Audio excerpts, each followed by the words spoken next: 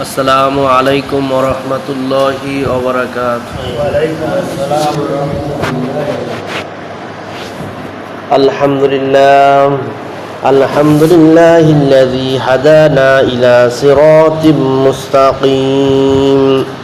والصلاة والسلام على أشرف الأنبياء محمد وآله وأصحابه أجمعين. فأعوذ بالله من الشيطان الرجيم. بسم الله الرحمن الرحيم. ألهاكم التكاثر حتى زرتم المقابر كلا سوف تعلمون ثم كلا سوف تعلمون كلا لو تعلمون علم اليقين لترؤن الجحيم ثم لترؤنها عين اليقين ثم لتسألن يومئذ عن النعيم. صدق الله العظيم. إن الله وملائكته يصلون على النبي يا أيها الذين آمنوا صلوا عليه وسلموا تسليما. اللهم صل على سيدنا مولانا محمد وعلى آل سيدنا شافينا محمد. اللهم صل على سيدنا مولانا محمد وعلى آل سيدنا شافينا محمد. بلغ الأولى بكماله كشف الدجى بجماله حسنت جميع خصاله صلوا عليه وآله. الصلاة والسلام عليك يا رسول الله. الصلاة والسلام عليك يا حبيب الله. الصلاة والسلام عليك يا شافع المذنبين. الصلاة والسلام عليك يا رحمة للعالمين. মহান আল্লাহ তাআলার নিকট লাখ কোটি শুকরিয়া জ্ঞাপন করি এর জন্য মহান আল্লাহ তাআলা রব্বুল আলামিন আমাকে আপনাকে এই পবিত্র ঘরে এসে আল্লাহ তাআলা রব্বুল আলামিন এর এই যে কোরআনের তাফসীর শোনার মতো আমাকে আপনাকে তৌফিক দান করেছে বলে আলহামদুলিল্লাহ। আরও লাখ কোটি শুকরিয়া জ্ঞাপন করি এর জন্য মহান আল্লাহ তাআলা রব্বুল আলামিন আমাকে আপনাকে পেয়ারা নবী হযরত মুহাম্মদ মুস্তাফা সাল্লাল্লাহু আলাইহি ওয়াসাল্লামের উম্মত করে তৈরি করেছেন বলে আলহামদুলিল্লাহ। সম্মানিত হাজরিন, আপনাদের সম্মুখে পবিত্র আল কুরআনুল কারীমের 30 নম্বর পারার 102 নম্বর সূরা তেলাওয়াত করা হয়েছে। এই 102 নম্বর সূরায় আল্লাহ তাআলা কি সম্পর্কে নাজিল করেছেন, কিসের জন্য এই সূরাটা আমাদের জন্য নাজিল করেছেন, এই সম্পর্কে আজকে আমরা জানব। এই সূরাটা আয়াত সংখ্যা হচ্ছে 8টা। কয়টা? 8টা। এটা একটা ছোট সূরা মনে হলেও এর ফজিলত রয়েছে অনেক। প্রিয় নবী সাল্লাল্লাহু আলাইহি ওয়াসাল্লাম যেই ব্যক্তি এই সূরাটার মাত্র 8 আয়াত তেলাওয়াত করবে, আল্লাহ তাআলা 1000 আয়াত তেলাওয়াত করার সওয়াব দান করেন। সুবহানাল্লাহ। যদি আপনি এই 8টা আয়াত তেলাওয়াত করেন, আপনি কোরআন শরীফ থেকে 1000 আয়াত তেলাওয়াত করার সমপরিমাণ সওয়াব আল্লাহ তাআলা আপনাকে দান করবেন। সুবহানাল্লাহ। তার মানে হচ্ছে এই সূরাটা হচ্ছে কুরআনুল কারীমের 6 ভাগের 1 ভাগ। আপনি যদি কোরআন শরীফকে একবার পড়েন তাহলে 30 পারা কোরআন শরীফ, আর যদি আপনি এই সূরাটা পড়েন তাহলে কোরআন শরীফকে 6টা যদি ভাগ করেন এর 1 ভাগ কোরআন তেলাওয়াত করা সওয়াব আপনাকে দান করা হবে। সুবহানাল্লাহ।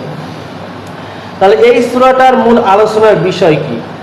আল্লাহ তাআলা কি বলতে চাচ্ছেন, এই সূরাটার মূল উদ্দেশ্যটা কি? এই সূরাটার ভিতরে দুনিয়া বাড়ানোর ক্ষেত্রে পরস্পরের মধ্যে প্রতিযোগিতা করা, কি করা? প্রতিযোগিতা করা। দুনিয়া বাড়ায় কিভাবে? দুনিয়া তো আমি আপনি বাড়াইতে পারি, মানে ধন সম্পদ বাড়ানো নিয়ে প্রতিযোগিতা করা। কার মাধ্যমে? এক ভাই আর এক ভাইয়ের মধ্যে কি করা? প্রতিযোগিতা করা। এরকম কুরাইশ বংশে দুইটা গোত্র ছিল। কয়টা গোত্র ছিল? দুইটা গোত্র ছিল। একটা হচ্ছে বনু আব্দে মান্নাফ, নাম কি? বনু আব্দে মান্নাফ। আর একটা গোত্রের নাম ছিল বনু আব্দে সাহাফ। এই দুইটা গোত্রে দুনিয়া নিয়া, মানে হচ্ছে তাদের ধন সম্পদ নিয়া তারা প্রতিযোগিতা করতেছিল। এখান থেকে বনু আব্দে সাহাফ গোত্র যে হিসাব দিতে দিতে তারা বলতেছে আমার এই সম্পত্তি আছে, আমার এই সম্পত্তি আছে, এরকম সে বলতেছিল। কাকে হিসাবটা দিতেছে? বনু আব্দে মান্নাফ, প্রতিযোগিতা করার জন্য, যে আমার তোর থেকে এত সম্পত্তি আমার বেশি আছে। একবার এইটা বলতে বলতে বনু আব্দে মান্নাফকে বলতেছে চলো তুমি কবরস্থানে চলো। বনু আব্দে মান্নাফ বলতেছে তাই আমি কবরস্থানে তার যাবো কার? তোমার ধন সম্পদ আমি শুনতে আছি, তোমার এই সম্পত্তি আছে, তো কবরস্থানে যাওয়ার দরকার কি? বলতেছে চলো তুমি আমার সাথে কবরস্থানে যাও। কবরস্থানে কাছে নিয়ে গেলে যার পর বলতেছে এখানে যারা শুয়ে আছে আমাদের সর্দার, আমার দাদা, আমার বাবা, আমার পিতা, তারা কি ছিল? আমার সর্দার সম্পর্কে তোমার ধারণা নাই? সে এই সমাজের নেতৃত্ব দিয়েছে, তার ধন সম্পদ কত আছে হিসাব করে দেখো। আমার বাবার কি সম্পদ ছিল হিসাব করে দেখো। আমার দাদার কি সম্পদ ছিল হিসাব করে দেখো। তা তোমার থেকে আমার সম্পত্তি কি বেশি না? আব্দুল মান্নাফকে বলতে তোমার থেকে, তোমাদের সম্পদ থেকে আমাদের সম্পদ বেশি না? আমার যা আছে আছে, এবার আমাদের মারা গেছে, তাদের সম্পদ হিসাব করো, তাহলে তোমাদের থেকে আমার বেশি। একবারও সেই লোকগুলা, এই যে বনু আব্দে সাহাফ গোত্রের লোকেরা একবারও তারা চিন্তা করলো না যে তাদের একবার তাদের পরিণতি কি হবে, তাদের মৃত্যুবরণ একদিন না একদিন করতে হবে, এই চিন্তা তারা করলো না। এবং তাদের এই মৃত্যুর পরে তাদের কি হইতে পারে সে চিন্তাও তারা করলো না। এই পর্যায়ে তাদের এই মানে কিসের জন্য তারা করলো? ধন সম্পত্তি বাড়ানোর জন্য। কোথায়? দুনিয়ায়। দুনিয়া হচ্ছে ক্ষণস্থায়ী, দুনিয়া তো আর কেউ থাকবে না। তারপরও তারা তো কি করলো? প্রতিযোগিতা করলো। এই অবস্থা দেখে আল্লাহ তাআলা সূরাতুত তাকাসুর, মানে 102 নম্বর সূরা 102 নম্বর সূরা 8টা আয়াত আল্লাহ তাআলা নাজিল করেন।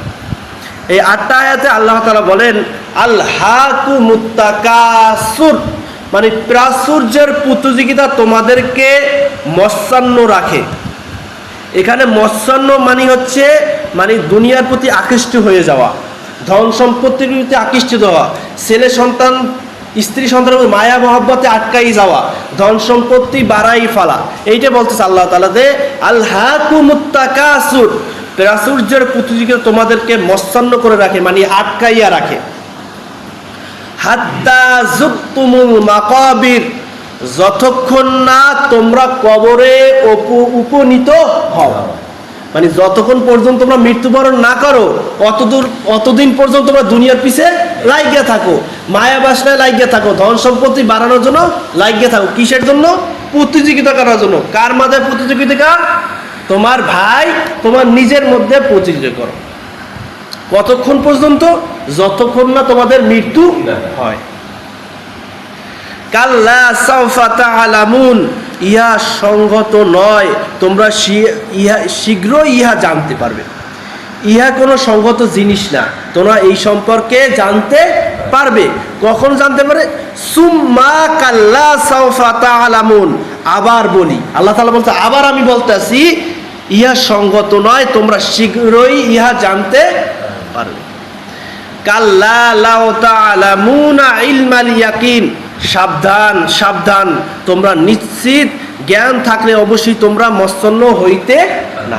সাবধান, তোমাদের যদি এই জ্ঞানটুকু থাকতো তাহলে তোমরা দুনিয়ায় ধন সম্পত্তি বাড়ানো নিয়ে প্রতিযোগিতা করতে না। তোমাদের এই জ্ঞান নাই দেখে তোমরা এই কাজগুলো করতেছো। লা তারাউন্নাল জাহিম, তোমরা তো জাহান্নাম দেখবেই। আল্লাহ তাআলা নিজেই জোর প্রদান করে বলতেছে যে লা তারাউন্নাল জাহিম, তোমরা জাহান্নাম দেখবেই। কারা দেখবে? যারা দুনিয়ায় প্রতিযোগিতা করে, ধন সম্পত্তি বাড়ানো নিয়ে কি করে? প্রতিযোগিতা করে।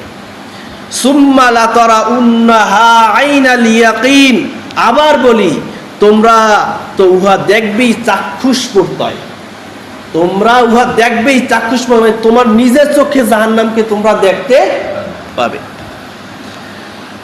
সুম্মা লাতারাউন্নাহা আইনাল ইয়াকিন সুম্মা লাতুসআলুন্না ইয়াউমাইযিন আনিন নাঈম, ইহার পর অবশ্যই সেই দিন তোমাদেরকে নেয়ামত সম্পর্কে প্রশ্ন করা হইবে। এই সুম্মা লাতুসআলুন্না ইয়াউমাইযিন আনিন নাঈম, ইহার পর অবশ্যই সেই দিন তোমাদেরকে এই নেয়ামত সম্পর্কে প্রশ্ন করা হবে। আমি তোমাদেরকে নেয়ামত দেই নাই, এই নেয়ামত সম্পর্কে তোমার কাছে প্রশ্ন। তোমাদের নেয়ামত কি দিস? তোমার চক্ষু দেই নাই, তোমার হাত দেই নাই, তোমার পা দেই নাই, তোমার নেয়ামত তুমি সামনে কি খাবা সেটার ব্যবস্থা আমি করি নাই। তার এই নেয়ামত সম্পর্কে, কার নেয়ামত? আল্লাহ তাআলার নেয়ামত। আল্লাহ তাআলা আমাকে আপনাকে যে নেয়ামত দিয়েছে এই সম্পর্কে প্রশ্ন করা হবে। কিসের জন্য প্রশ্ন করা হবে? আপনার হিসাব নেওয়ার জন্য। ওই যে সূরাতুল জিলজাল, ফামাইয়া আমাল মিসকালা যাররাতিন খায়রান ইয়ারা ওয়া মাইয়া আমাল মিসকালা যাররাতিন শাররান ইয়ারা। তুমি যদি নেক কাজ করো, যারা ভালো কাজ করো, তার প্রতিদান আমি নিজ হাতে দেব। আর যদি খারাপ কাজ করে থাকো তার প্রতিদানও আমি কি করব? নিজ হাতে দেব।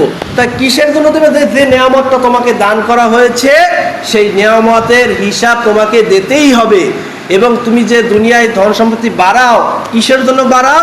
তোমার ওই জ্ঞানটুকু নাই দেখা। যদি তোমার জ্ঞান থাকতো তাহলে তুমি এই কাজ করতে না, এবং তোমার জাহান্নামকে তোমার নিজ চোখে তুমি দেখতে পারবে।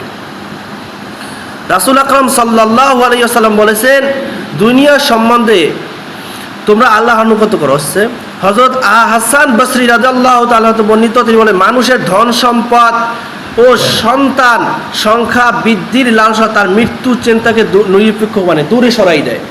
মানে হচ্ছে তার যে ধন সম্পদ, সন্তান সম্পত্তি, এইগুলোর চিন্তা, তার মৃত্যুর যে একটা ধারণা আসবে, চিন্তা আসবে, এখান থেকে তাকে কি করে? দূরে সরাইয়া দেয়।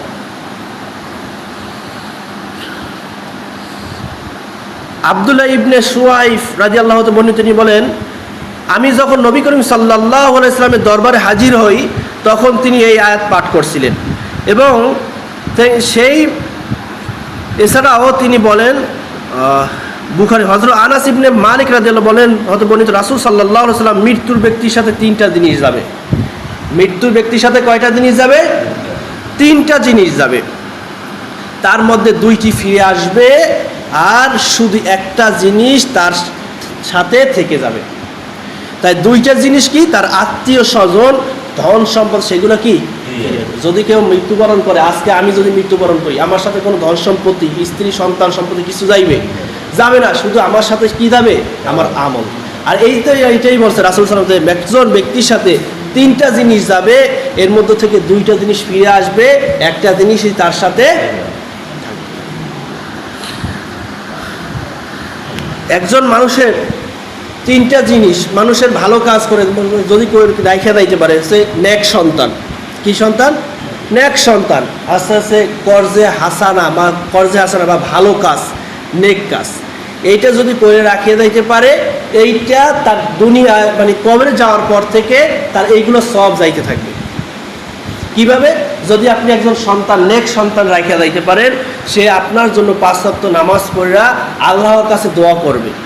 একমাত্র সন্তানের দোয়াই কিন্তু মা বাবার কাছে পৌঁছায়। সন্তান যেরকম মা বাবা দোয়া করলে সন্তানের সকল বিপদ আপদ কাইটে দেয়, মা বাবার দোয়া কখনো আল্লাহ তাআলা ফিরাই দেয় না, এভাবে সন্তানের দোয়াও কখন আল্লাহ তাআলা ফিরাইয়া দেয় না। আল্লাহ তাআলা নিজেই কিন্তু তার সন্তানদেরকে শিখাইতেছেন, তোমরা তোমার মাতা পিতার জন্য দোয়া করো। কি বইলা? রব্বির হামহুমা কামা রব্বায়ানি সগীরা, রব্বির হামহুমা কামা রব্বায়ানি সগীরা। অর্থাৎ হচ্ছে যে মাতা পিতা আমাকে ছোটবেলায় যেভাবে আমাকে লালন পালন করেছে, আল্লাহ তাআলা তুমি আমার মাতা পিতাকেও সেভাবেও রাখো। তাহলে একমাত্র সন্তান, যদি নেক সন্তান আপনি দুনিয়া রাইখা দিতে পারেন, সে যে দোয়া করবে সেই দোয়াটা আপনার কাছে পৌঁছাবে। আর একটা হচ্ছে কি? কর্জে হাসানা দেওয়া। টাকা যদি কর্জে হাসানা দেন, মানে কর্জে মানে মানুষ উপকার করার জন্য, সেটারও সব আপনি পাবেন। তারপর আছে কি কাজ করা, রাস্তার যদি একটা কোনো মরা বস্তু করে রয়েছে হাত দিয়ে সরাই দিলেন, এটা কিন্তু ইমানের সর্বনিম্ন পন্থা। যদি এই কাজগুলো করে, রাস্তা একটা করি যে রাস্তার অবস্থা খারাপ, আপনি একটা ইট দিয়ে দিলেন, এই ইটের উপরে যত মানুষ হাইটে যাবে এর সবটা আপনি কীভাবে পেতে থাকবেন, মানে কি একবারে সব পাইতেই থাকবেন। এবার এই মসজিদটা যারা নির্মাণ করছে, যাদের অবদান আছে, যারা জায়গা দান করছে, যারা কি করছে, এটার চিন্তা দিয়া, কাজ দিয়া, হেকমা দিয়া চিন্তা করে এই মসজিদে তৈরি করছে। এরপর থেকে এখানে যত মুসল্লিরা নামাজ পড়তে আছে এর একটা পার্সেন্টেজ তারা কি কবরে যেয়া পাইতেছে। এটা কি তার নিজে করে গেছে এমন না, মানে এটা মাধ্যম, পরে এইটার সব সে কিয়ামত পর্যন্ত এরকম চাইতে থাকবে।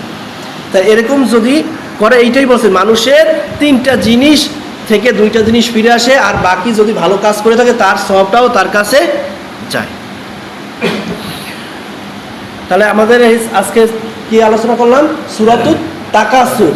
এটা যদি আপনি কি করেন, একবার তেলাওয়াত করেন, তাহলে কি হবে, কোরআন শরীফের 6 ভাগের 1 ভাগ তেলাওয়াত করা সব দান করবে। তাহলে আমরা প্রতিদিন বাড়ির নামাজে সূরাতুত তাকাসুর তেলাওয়াত করব।